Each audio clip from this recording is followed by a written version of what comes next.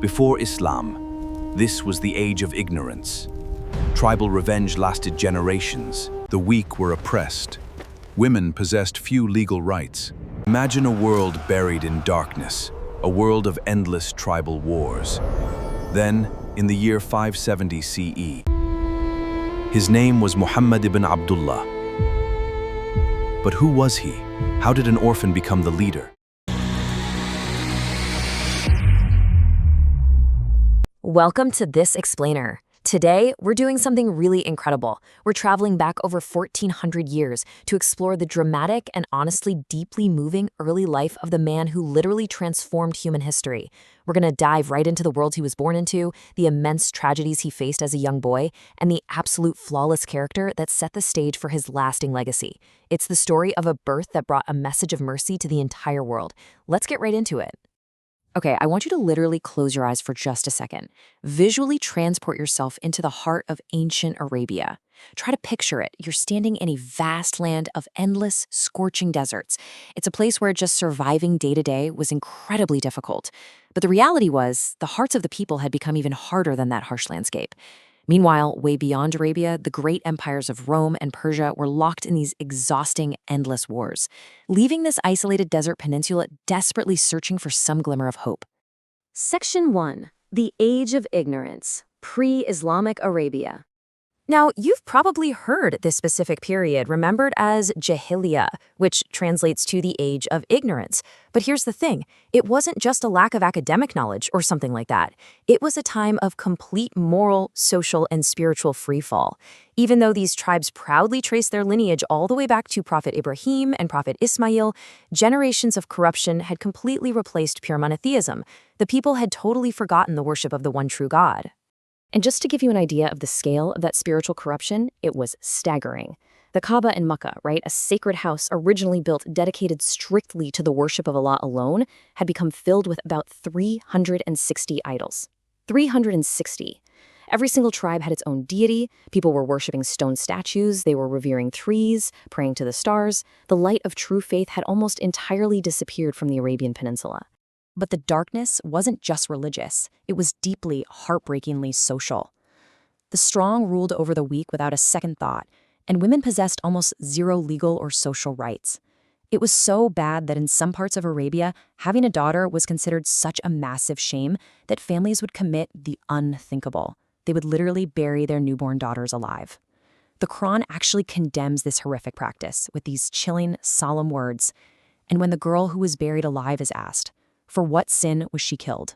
It just paints a remarkably dark picture of a society that had completely lost its humanity. And everyday life, well, it was basically chaos. Tribal loyalty was the end-all be-all. If one person was killed, their tribe sought revenge, and that would spark wars that didn't just last years, they lasted for generations. Slavery was widespread, with human beings treated as literal property. Alcohol, gambling, usury, and highway robbery were just totally normalized. Simply put, power was respected way more than justice. The weak had virtually no protection. Humanity was practically crying out for a savior. Section 2. The Blessed Birth, a Light in Makkah. Then, the appointed time finally arrived. The year was 570 CE. Surrounded by those towering mountains and the golden sands of the Hijaz, Makkah witnessed a birth on the 12th of Rabi el-Awwal. Now, historically, this was known as the Year of the Elephant. Why? Because it was the exact same year Allah miraculously protected the Kaaba from an invading army led by Abraha, which, by the way, is a famous event recorded right in Surah Al-Fil. And it was right then that a blessed child was born into the noble Banu Hashim clan in those silent valleys of Makkah. That child was given the name Muhammad, peace and blessings be upon him. He was the very prophet whose arrival had been foretold in the heartfelt prayers of Ibrahim, mentioned in the ancient scriptures of Musa, and announced by Isa. Here's a crazy fact, though. At the time, the name Muhammad was incredibly rare. Nobody used it. But within just a few decades, it would rapidly become one of the most honored, widely spoken, and absolutely beloved names in all of human history. Section 3. A Childhood of Hardships, the Crucible. You know, his path was anything but easy. It was actually defined by a really tragic, rapid succession of personal losses.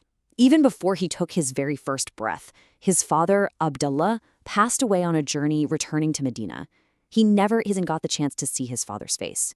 He entered this world already carrying the heavy burden of being an orphan. Then, at just 6 years old, he loses his loving mother, Amina. And just 2 short years after that, his devoted grandfather, Abdul Muttalib, passes away as well. By age 8, his entire immediate support system was just gone. Let's rewind and look a little closer at those early years, though. Back then, it was actually a Meccan custom to send infants out to live with Bedouin families in the desert so they'd grow up physically strong and learn pure, uncorrupted Arabic.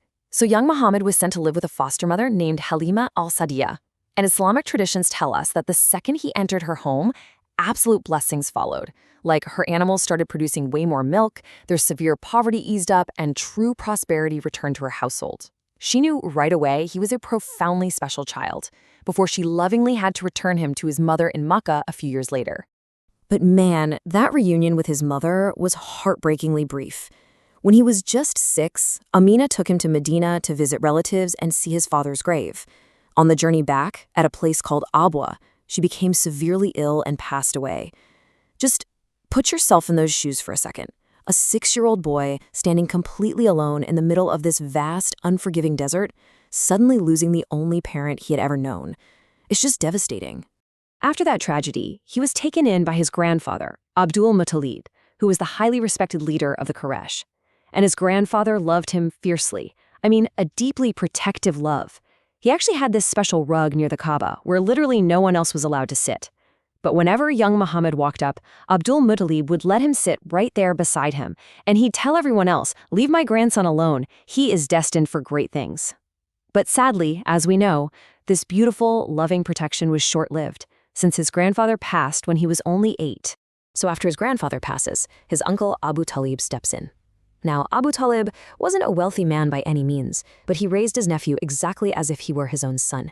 He cared for him with genuine sincerity, taking him on trading journeys to teach him the merchant trade, and fiercely protecting him from the harshness of the world. And that incredible, sincere love and protection, that would actually continue for decades, right up until the young boy grew to become a prophet, facing immense opposition. Section 4. Trustworthy and truthful. The forging of a legacy.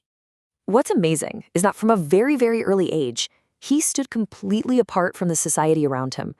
While the age of ignorance was entirely defined by corruption and deceit, he never lied, not once.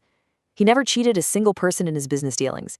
He never once bowed to any of those 360 idols surrounding the Kaaba. He just flat out rejected all the immoral customs of the society he was growing up in. His honesty, his absolute kindness, and his deep humility earned the admiration of literally everyone in Makkah.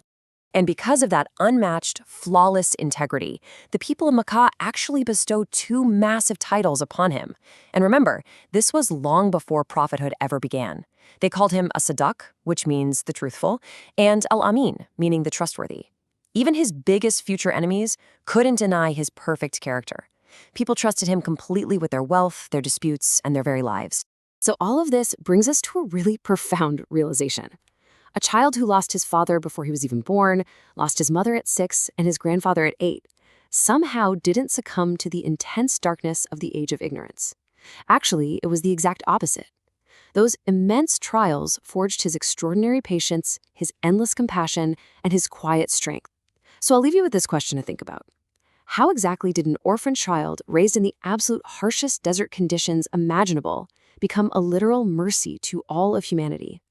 We've seen the foundation of his remarkable character today, a character that perfectly prepared him for the greatest mission in human history.